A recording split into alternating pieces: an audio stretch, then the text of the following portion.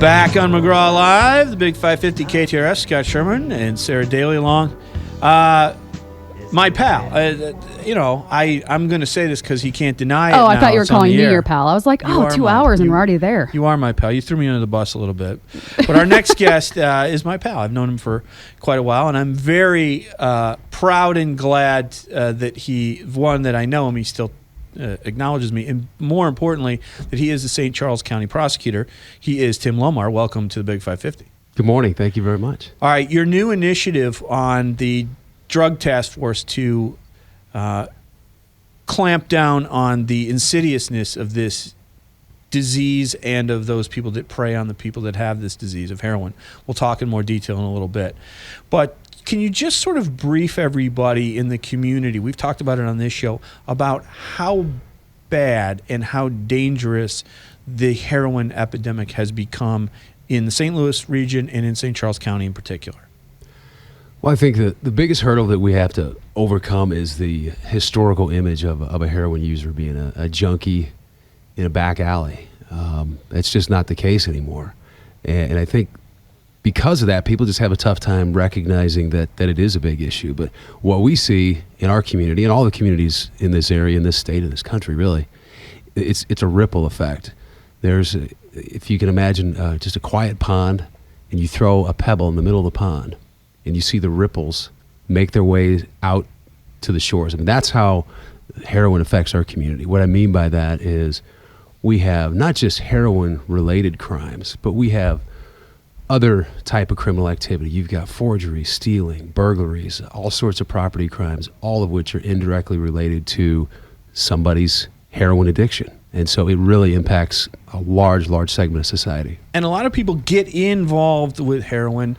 Some they try it recreationally, they try it accidentally, or they get hooked on pain medicines that are in either their cabinet or their parents' cabinet, and they're looking for some kind of sickness or pain relief, and they end up using a street drug like heroin. And once they touch it, it's almost like they're stuck. And can you just talk about how it's changed? You know, people in St. Charles, it's the wealthiest county in Missouri, but you can't move away from a problem that has a pharmacological and also a physiological addictive crush like heroin does.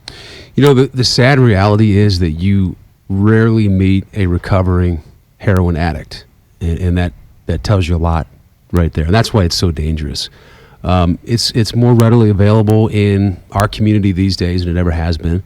It's more potent than it ever has been, and it's got one of the most strongest addictive holds of any sort of illicit drug that you can find. In the statistics that come out of the National Council of Health and Science from the U.S. Department of Health and Human Services, 2013, there were 8,200 some odd heroin overdose deaths. That's more deaths than the Iraq and the Afghanistan wars combined. That's just for 2013.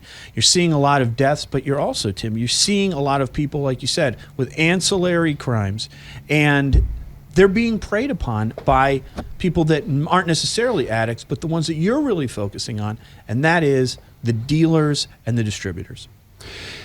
Yeah, we feel like we can certainly hold people accountable who possess the drug, but those people have an addiction as well. So we have to figure out the balance between addiction and rehabilitation. It's the people that are higher level up. It's the people who bring this drug into the community. It's those people who leave all sorts of destruction in their wake. And it's those people that we feel like need to be held accountable if we're really going to make an impact on the heroin epidemic. A couple of months ago, I had an opportunity to speak with Jude Hassan. He went to Lafayette High School, and he wrote a book called Suburban Junkie. And he was a heroin addict at one point, and it's been a long road of recovery. He's now married and has a little kid, but that is his mission in life, is to go about distributing this book, because the age is unbelievable. Now that I'm at West County EMS and Fire, the amount of overdose calls that we go on in our district is unbelievable. And it's scary. I mean, how is a drug to this severity getting into the hands of some of these kids? I mean, they're young. It's not just the dealers, and they'll prey on whoever's out there. And so how are we going to tackle that? How are we going to tackle as it goes down? I mean, is it going to start with the dealers, or do you think it has to go beyond that? It's going to have to go beyond that. You know, we in the law enforcement community certainly have something we can do about it. We can hold people accountable, and that's what we're doing. But we all know that that's not going to end it. We've got to start with education, and we've done some things, and we've got some things in the works where we reach out to the middle school kids in the community, and the message that they hear, it's not a pretty one. It's not one that would make a parent feel very comfortable necessarily, but it's one that really tells the kids the truth. They hear from live heroin junkies. I mean, Jude's parents are doctors. He's like, they talk to me about it all the time. And he went to a party, and it wasn't like, oh, there's beer and maybe a joint. It was, hey, try heroin. I mean, that was the first step. Like, that just blows my mind that it's that available out there. And it's really good to hear that you're focusing in before people get into the system. It seems like the only place they can get help is once they get into the system. But about the task force, about your joint task force with the DEA, tell us what your focus is about these dealers, about these predators who are fueling this epidemic and making a financial gain and keeping people almost imprisoned themselves in this addiction.